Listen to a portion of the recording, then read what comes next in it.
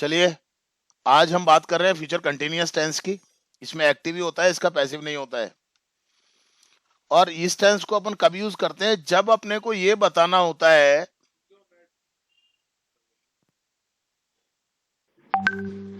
आज अपन बात कर रहे हैं फ्यूचर कंटिन्यूअस टेंस की। देखो, ये जो फ्यूचर कंटिन्यूअस टेंस है ना, ये अपन वैसे तो कम यूज होता है, फिर भी यूज होता है। पहले तो आप ये समझिए कब यूज होता है। फ्यूचर में जब अपने को ये बताना हो, देखिए टेंसेस का रिलेशन केवल वर्ब से ही होता है, ध्यान रखना इस बात को। वर्ब में आप जब गड़बड़ी करोगे तो वो बहुत बड़ी गड़बड़ी हो जाएगी, इसलिए ध्यान से समझिए आप। अब तो खैर लास्ट में चल रहे हैं अपन।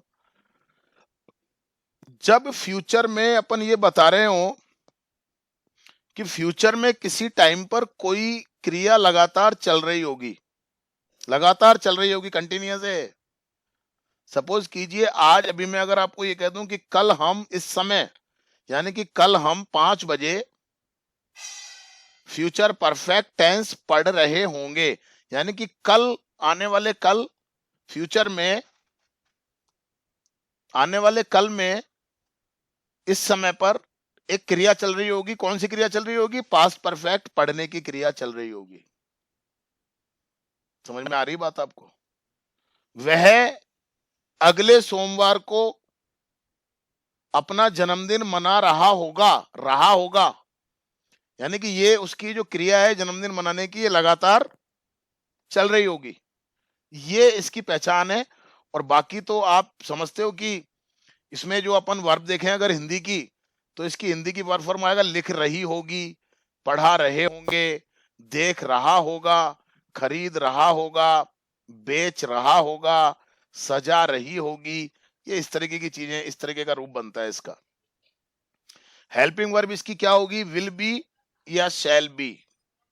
मेन वर्ब की फर्स्ट फॉर्म के साथ में आईएनजी, चूंकि कंटिन्यूअस है तो आईएनजी वाली फॉर्म आएगी, और हेल्पिंग वर्ब विल बी या शैल बी आएगी। फॉर्मूलाज इसके वही हैं, बिल्कुल सेम फॉर्मूलाज हैं, फॉर्मूलाज में कोई डिफरेंस नहीं है। कैसे? अफर्मेटिव में वही, पहले सब्जेक्ट आएगा, फिर हेल्पिंग वर्ब आएगी, विल या शैल के साथ में बी, फिर मेन वर्ब की फर्स्ट फॉर्म आएगी, आईएनजी लग जाएगा, ऑब्जेक्ट आएगा और अदर वर्ड्स आएंगे। एग्जाम्पल, वह कल इस समय समाचार सुन रहा होगा, ये वर्ब है इंपॉर्टेंट, इसका फॉर्म ध्यान रखें आप। सुन रहा होगा, ही सब्जेक्ट आ गया, विल बी हेल्पिंग वर्ब आ गई, आईएनजी वाली फॉर्म आ गई, listening to news this time tomorrow. अगर अपन नेगेटिव सेंटेंस बनाएंगे तो क्या होगा? पहले सब्जेक्ट आएगा, दो हेल्पिंग वर्ब है, तो पहली हेल्पिंग वर्ब आएगी विल या शैल, फिर नॉट लगाएंगे, फिर दूसरी हेल्पिंग वर्ब आएगी बची हुई बी, फिर मेन वर्ब की फर्स्ट फॉर्म आईएनजी, और फिर ऑब्जेक्ट आएगा। एग्जाम्पल देखिए, वह उस समय कपड़े नहीं धो रही होगी, नहीं नेगेटिव हो गया, धो रही होगी, उस समय फ्यूचर का कोई टाइम है। शी विल नॉट बी, ये नेगेटिव बन गया, हेल्पिंग वर्ब आ गई। वॉशिंग आईएनजी वाली फॉर्म, क्लोथ्स ऑब्जेक्ट और दैट टाइम। इंट्रोगेटिव आपको पता ही है, दो तरीके के होते हैं, हेल्पिंग वर्ब से शुरू होने वाले और डब्ल्यूएच वर्ड से शुरू होने वाले। अगर हेल्पिंग वर्ब से शुरू होने वाला होगा तो क्या से क्वेश्चन शुरू होगा? क्या लड़के सुबह सीकर जा रहे होंगे? हाना में आंसर होगा।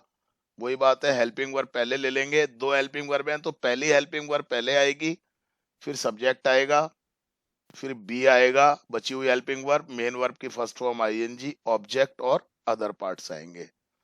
क्या लड़के कल सुबह सीकर जा रहे होंगे? तो विल, एक minute,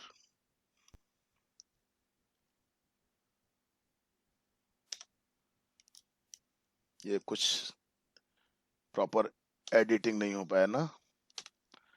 will the boys B, बची हुई हेल्पिंग वर्ब आ गई, सब्जेक्ट आ गया द बॉयज, गोइंग आईएनजी वाली फॉर्म आ गई, टू सीकर टुमारो मॉर्निंग। डब्ल्यूएच वर्ड वाला होगा तो पहले डब्ल्यूएच वर्ड आ जाएगा, फिर हेल्पिंग वर्ब आ जाएगी विल या शैल, फिर सब्जेक्ट, और फिर बची हुई हेल्पिंग वर्ब आएगी बी, और फिर आएगी मेन वर्ब की फर्स्ट फॉर्म और आईएनजी, ऑब्जेक्ट, अदर वर्ड्स और क्वेश्चन मार्क। वह कल शाम को क्या पढ़ रही होगी? क्या आ रहा है? W H word what, helping verb आ गई विल, सब्जेक्ट आ गया शी, बची हुई हेल्पिंग वर्ब आ गई बी, मेन वर्ब की first form ING, reading, tomorrow और इवनिंग। ये कंप्लीट हुआ। आपका कुछ पूछना है तो आप पूछ लीजिए मेरे से। ये क्लियर होनी चाहिए आपको। वर्ब फॉर्म सारे टेंसेस की, एक्टिव की, पैसिव की क्लियर होनी चाहिए आपको, अच्छी अंग्रेजी अगर आप यूज करना चाहते हो तो। कोई दिक्कत आपको? चैप्टर क्लोज करूं मैं? बोलो। Yes sir. ओके।